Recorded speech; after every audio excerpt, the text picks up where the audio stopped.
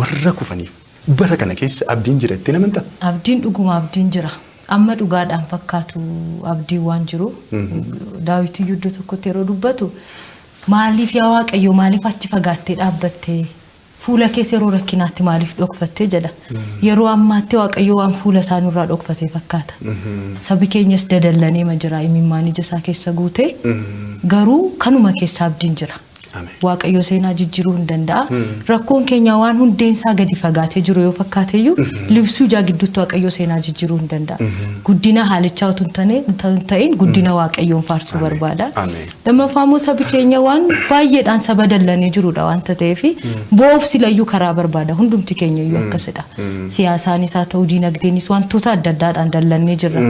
Isa kanaaf aan dhufee abdiin jira yoo jedhee sistema sana keessaa yoon baasee malee akka inni boof jajjabeessuun narra jiraatu.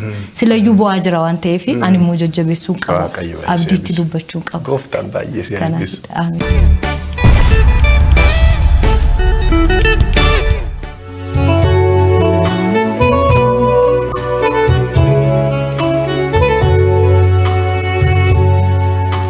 Achi sikee dhaabatee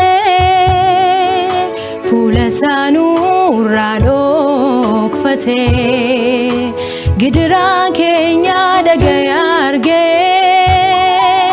fakkaatus kan hin argine hin dhageenye achi siqee dhaabatee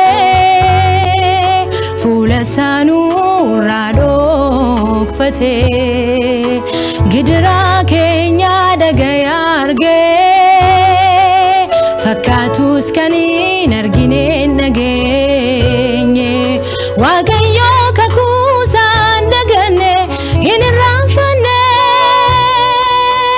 bara ol kaafamuun fidaa isanuun jedhee Waaqayyo kakuusaan daganne hin irraanfanne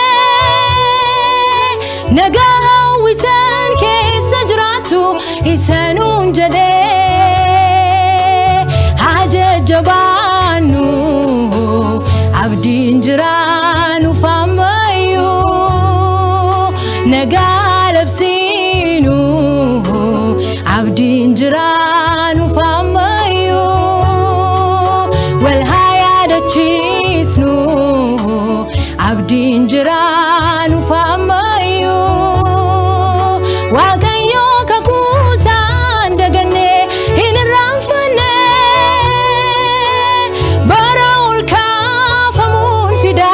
isanuun jedhee Waaqayyo kakuusaan daganne hin irraanfanne nagaa hawwitan keessa jiraatu isanuun jedhee jajjabaannu abdiin jiraanu faamayu nagaa labsiinu abdiin jiraanu faamayu wal hayadachisnu abdiin jiraanu faamayu achi siqee dhaabatee fuula isaanuu raadhokfatee gidiraa keenya dhaga'ee argee fakkaatus kan hin argine hin dhageenye achi siqee dhaabatee fuula isaanuu raadhokfatee gidiraa keenya dhaga'ee argee fakkaatus kan hin argine hin dhageenye Waaqayyo kakuusaan daganne hin irraanfanne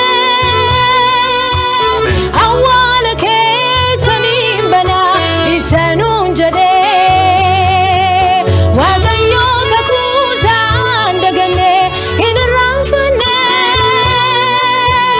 boojuu keessaan nan deebisa isanuun jedhee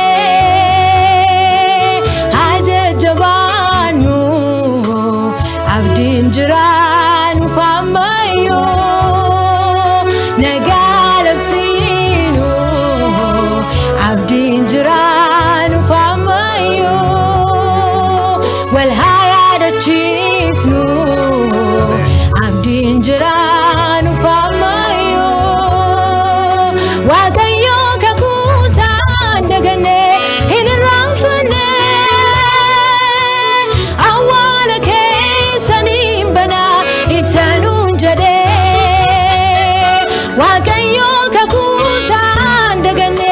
hin irraanfanne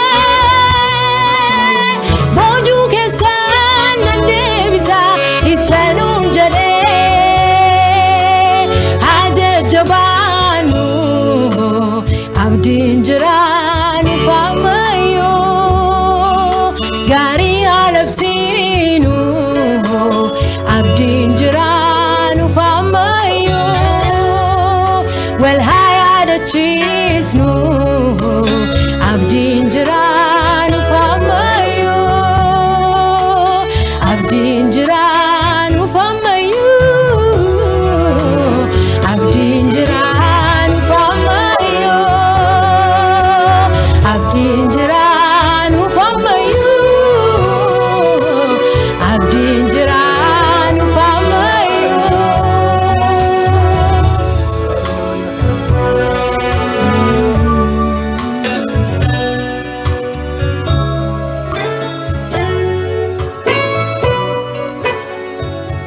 Hallelujah. Abdiin jira. Amen. Amen. Waaqayyo maqaan isaa kan eebbifameef kan galateeffame haa ta'u gooftaan baay'ee isin eebbisu. Eebbifame. Dhuguma abdiin jira saba keenya. Amen. Abdiin jira. Amen. Abdii hin kutannu saba keenyaaf isa kufeef isa irraanfatameef waaqayyo abdiin jira jedhee abdiin akka inni jiru nutti dubbate.